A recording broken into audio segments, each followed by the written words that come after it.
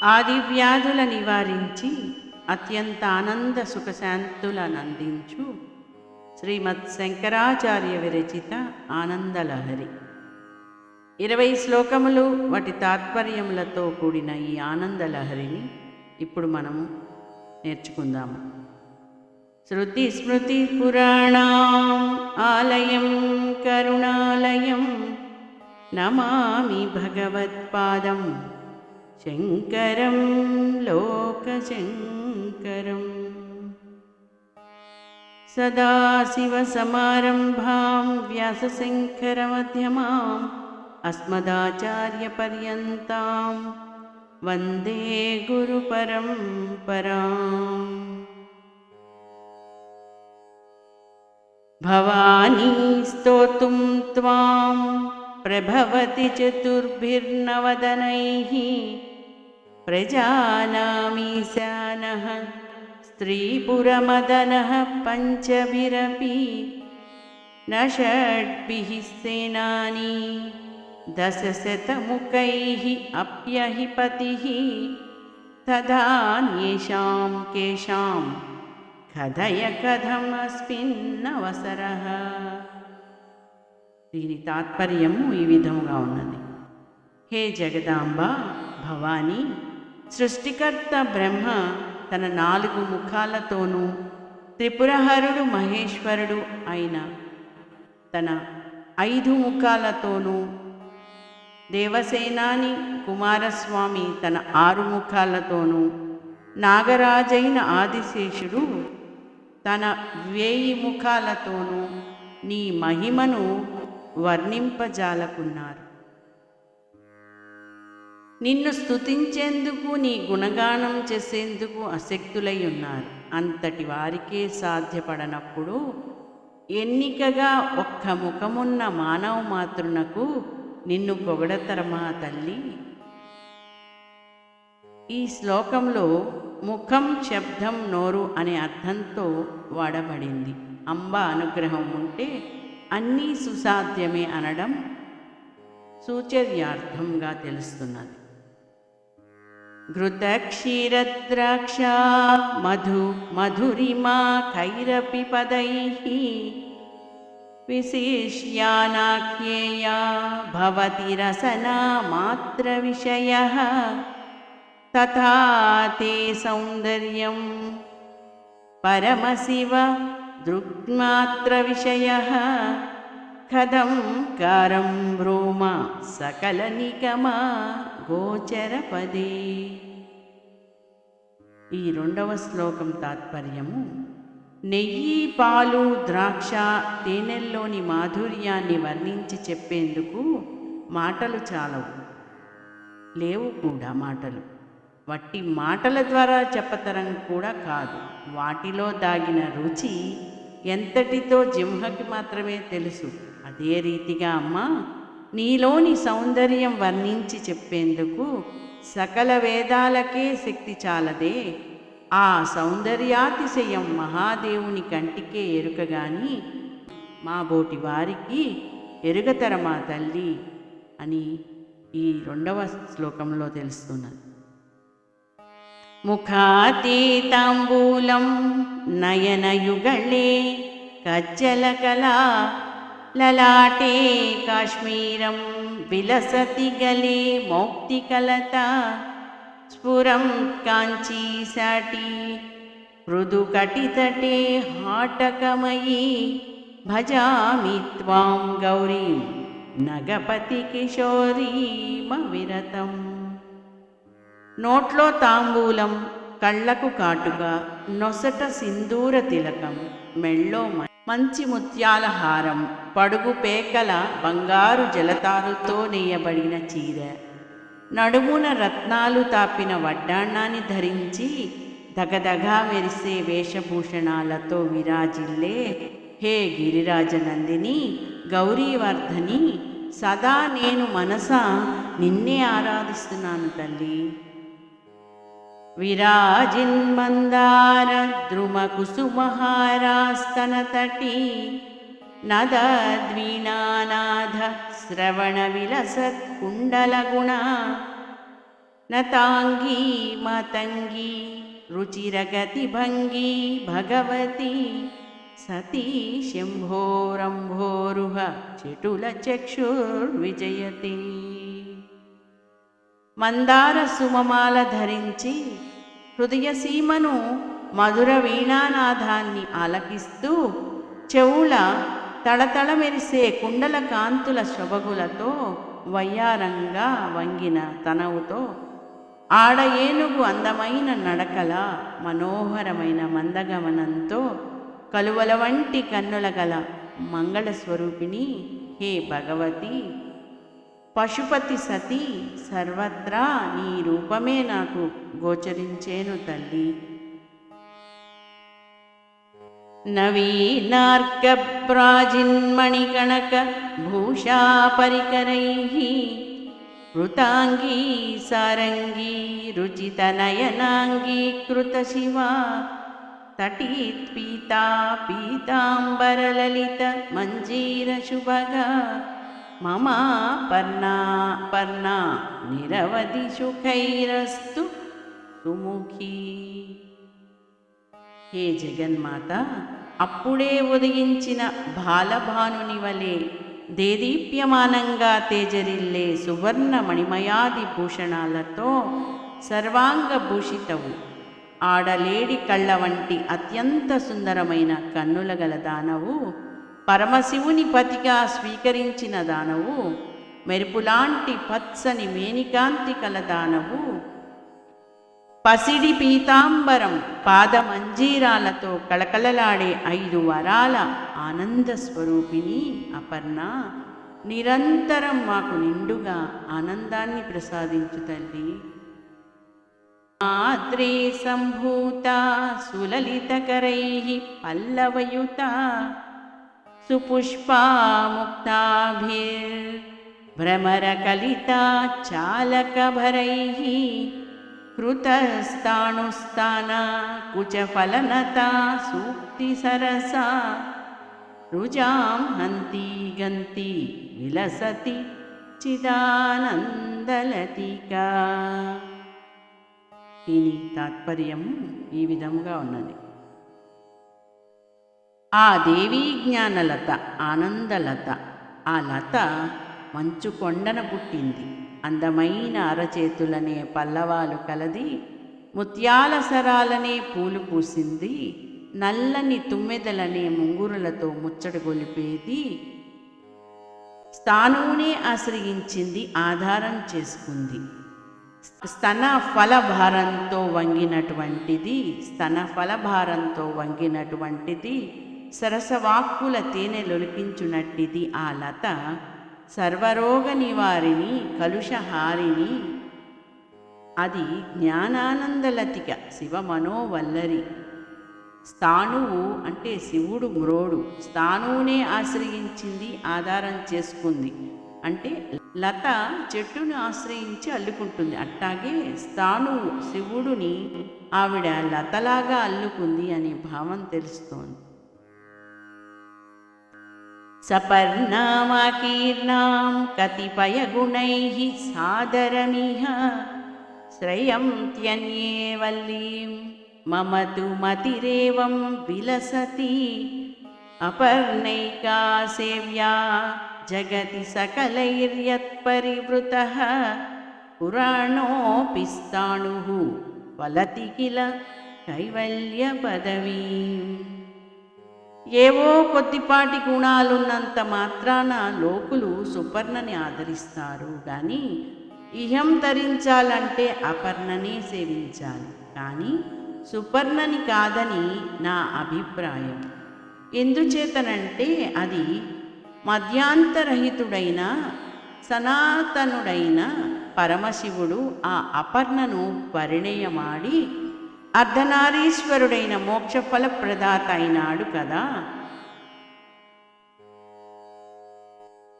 అంటే సుపర్ణ అంటే ఆకులున్న తీగ, అపర్ణ అంటే ఆకులు లేని తీగ. శివుని పరిణయమాడాలని పర్ణభక్షణం అంటే ఆకులు తినడం కూడా మాని తపస్సు చేసినందుకు పార్వతికి అపర్ణ అని పేరు వచ్చింది. స్థాణువు అంటే ఆకులు కొమ్మలు లేని దీర్ఘ వయసున్న మ్రోడు. ఆది మధ్యాంతరహితుడైన మరియు సనాతనుడైన పరమశివుడు అని అర్థము. విధాత్రీ ధర్మాణం త్వమసి సకలాంనాయ జననీ త్వమర్థానాం మూలం ధనధ సమనీయాంగ్రికమలే త్వమాదిః కామానాం జనని కృతకందర్ప విజయే సతా ముక్తిర్బీజం త్వమసి పరబ్రహ్మ మహిషీ. హే జగన్మాత, వేదాలన్నీ నీ నుండే ఉద్భవించాయి. సకల వేద ధర్మాలను విధించు దానవు నీవే. ధనాధిపతి అయిన కుబేరుడు కూడా నీ చరణ కమలాలకు మ్రొక్కులీడు నాడే తల్లి. అమ్మా, నీవు కామేశ్వరివి, కామనలు తీర్చేదానివి, పరబ్రహ్మ స్వరూపిణి, పట్టపురాణివి కదమ్మా. సజ్జనుల ముక్తికి కారణభూతురాలవు. ధర్మ అర్థ కామ మోక్షాలని చతుర్విధ పురుషార్థ ప్రదాయినివి నీవే కదా తల్లి. ఆ తల్లి కామన అంటే కోరిక, కాముని జయించిన దానవు. కాముడు అంటే మన్మధుడిని జయించిన తల్లి. ఆ తల్లి సకల కోరికలను తీర్చే తల్లి. ప్రభూతా భక్తిస్తే యదపి నయమయా లోలమనసః త్వయా తు శ్రీమత్యా సదయమవలోక్యోహమధునా ప్రమోదః పానీయం దిశతి మధురం చాతకముఖే భృశం శంఖే కైర్వా విధిభిరనునీతా మమ మతిః. చపలచిత్తుడనైన నాకు నిజం చెప్పాలంటే నీ అందు అంతగా భక్తి కుదరటం లేదు తల్లి. కానీ నీవు పెద్ద మనసున్నదానవు, శ్రీమతివి. నీవే నన్నిప్పుడు దయగా చూడాలి. చాతక పక్షి ఇష్టాయిష్టాలు లెక్కించకుండా వద్దన్నా కాదన్నా మేఘుడు చాతక పక్షి నోట తీయని జలాల కురిపించటం లేదా? మధుర జలాలు వర్షించటం మేఘుని ధర్మమైనట్లే దయావర్షం కురిపించటం నీ ధర్మం కదా అమ్మా. ఎందువల్ల నా మనస్సు నీ యందు నిలకడ లేకుండా ఉన్నదా అనే నిరంతరం మదనపడుతున్నాను తల్లి. నీవే దారి చూపాలని వినతి. కృపాపంగాలోకం వితరతరసా సాధుచరితే నతే యుక్తోపేక్షా మయి శరణదీక్షాముపగతే నచేదిష్టం దద్యాదనుపదమహో కల్పలతికా విశేషా శ్యామాన్యైః కథమితర వల్లీ పరికరైః.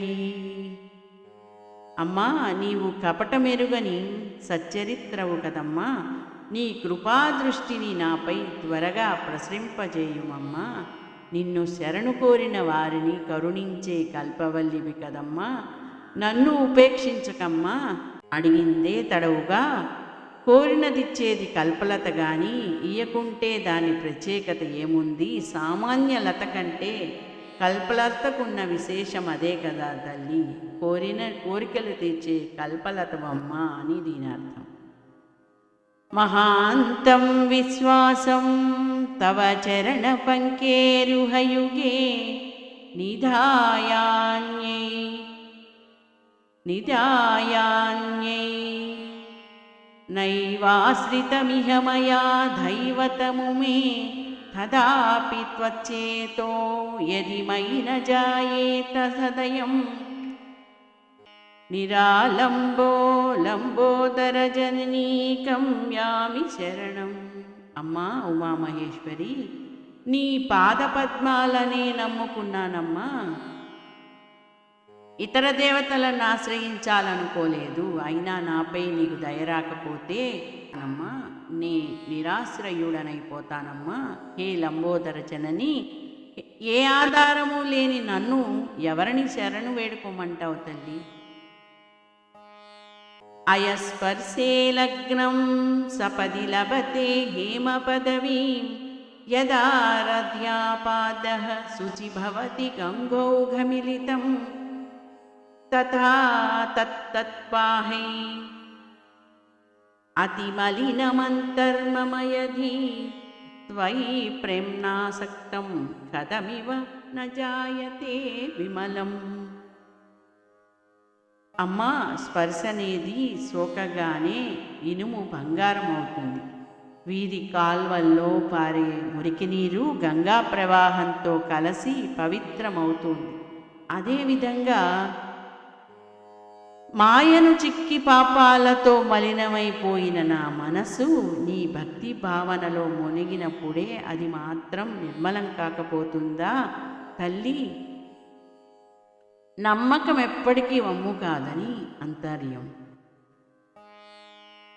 త్వదన్యస్మాత్ ఇచ్ఛా విషయ ఫలలాభేన నియమః త్వమజ్ఞానామిచ్ఛాదికమపి సమర్థా వితరణి ఇతి ప్రాహుః ప్రాంత్యః కమలభవనాద్యాస్త్యాయీ మనః సదా సక్తం నక్తం దివం ఉచితమీశాని కురుతత్. ఓ ఈశ్వరి, నిన్ను కాదని అన్య దేవతలను వేడను. వేడినంత మాత్రాన కోరిన కోరికలన్నీ తీర్చేనని నమ్మకమేమీ లేదు.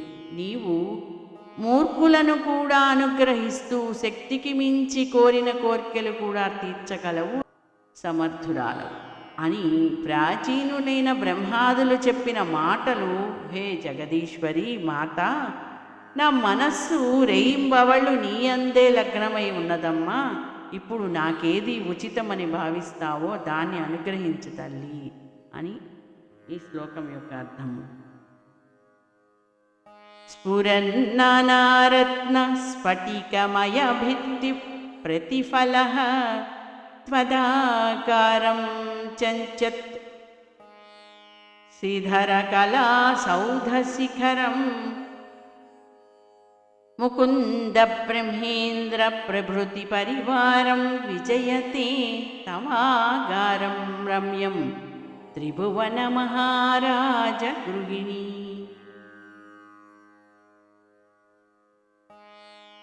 భవనమెంత రమ్యమైందమ్మా! రత్న ఖచ్చిత ప్రాకారాలతో, స్ఫటికమణిమయమైన గోడలతో, త్రిభువన పాలకుడైన పరమేశ్వరుని పట్టపురాణివైన జగజ్జనని, నీ భవనమెంత రమ్యమైందమ్మా! రత్న ఖచ్చిత ప్రాకారాలతో, స్ఫటికమణిమయమైన గోడలతో అంతటా నీ రూపమే ప్రతిబింబిస్తూ ఎంత కనువిందైనది తల్లి! నీ సౌధ శిఖరం చంద్రుని కాంతులతో మిలమిల మెరిసిపోతున్నదే. బ్రహ్మ విష్ణువు ఇంద్రాది దేవతా పరివారంతో నీ భవనం ఎంత మనోజ్వలంగా ఉందమ్మా! నివాసః కైలాసే విదిశతమకాధ్యాస్తుతికరాః కుటుంబం త్రైలోక్యం ఋతకరపుటః సిద్ధినికరః మహేశః ప్రాణీశ తధవణిధరాధీశతనయే నతే సౌభాగ్యస్య క్వచిదపి మనాగస్తి తులనా. ఈ 15వ శ్లోకం అర్థము. అమ్మా, నీవు పర్వతరాజకుమారివి, మాతా భవానీ. నీ నివాసం కైలాసం. రజతగిరి అనబడే వెండికొండ. బ్రహ్మేంద్రాదులు నీ గుణగానం చేసే వైతాళికులు. ముల్లోకాలు నీ కుటుంబమే. అణిమాది అష్టసిద్ధులు అంజలి ఘటించి నీ ఎదుట నిలబడి ఉన్నాయి. మహేశ్వరుడు నీ ప్రాణపతి. నీ సౌభాగ్యానికి సాటి ఎక్కడుంది తల్లి? వృషో వృద్ధో యానం విషమసనం ఆశాని నివసనం శ్మశానం క్రీడాభూః భుజగనివహో భూషణ విధిః సమగ్రా సామగ్రీ జగతి విదితైవ స్మరరిపోః యదేతస్త్వైశ్వర్యం తవ జనని సౌభాగ్యమహిమా. అమ్మా, కాముని కాల్చి బూడిద చేసిన శంభుడి వాహనము ముసలి ఎద్దు, ఆహారము విషము, కట్టుపుట్టముల దిక్కులు, విహారభూమి శ్మశానవాటిక, సొమ్ముల పాములు. ఆయనకున్న భాగ్యమే పాటితో ఎల్లలోకాలు ఎరిగినదే కదా. అయినప్పటికీ ఆయన మహేశ్వర్యవంతుడు. తాను బూడిద పూసుకున్న ఇతరులకు భూతినివ్వగల సంపన్నుడు కావటానికి కారణం నీ సౌభాగ్య మహిమే కదా తల్లి. భూధి అంటే భస్మము, భూతి అంటే ఐశ్వర్యము. అశేష బ్రహ్మాండ ప్రళయ విధి నైసర్గికమతి శ్మశానే శ్వాసీనః కృతభసితలేపః పశుపతిః తదౌ కంఠే హాలాహలం అఖిల భూగోళ కృపయా భవత్యా సంగత్యాః ఫలమితి చ కళ్యాణి కలయే. హే మంగళదాయిని, కళ్యాణి, దేహమంతా విభూతి పూసుకొని శ్మశానంలో తిష్టవేసి కూర్చునే శివుడు లోకాలకు సంహారకర్త అని ప్రళయం కలిగిస్తాడని పేరు పొందాడు. కానీ ఆ శివుడే సకల జీవరాశులను కాపాడాలని కాలకూటాన్ని కంఠాన్న పెట్టుకుని సమస్త భూగోళాన్ని దయామయుడై కాపాడంటే అదంతా నీచలవి. సర్వమంగళదాయిని ఓ తల్లి, నీ తోడి సాంగత్యమే అందుకు కారణమని భావిస్తున్నాను తల్లి. త్వదీయం సౌందర్యం నిరతిశయమాలోక్య పరయా వియైవాసర్గీ గంగాజలమయతను శైలతనయే తదేతస్మాత్ వదనకమలం వీక్ష్య కృపయా ప్రతిష్ఠామా తన్మిన్ నిజ శిరసి వాసేన గిరిశః. అమ్మా శైలపుత్రి, సర్వోత్కృష్టమైన నీ సౌందర్య గరిమను చూసి భయంతో బెదిరిపోయి గంగాజలమైపోయింది. అంతట ఈశ్వరుడు ఆ గంగాదేవి ముఖకమలాన్ని చూసి ఆమె దీనావస్థకు జాలిపడి తన శిరసున నివాసమిచ్చి ప్రత్యేక ప్రతిష్టను చేకూర్చాడు తల్లి.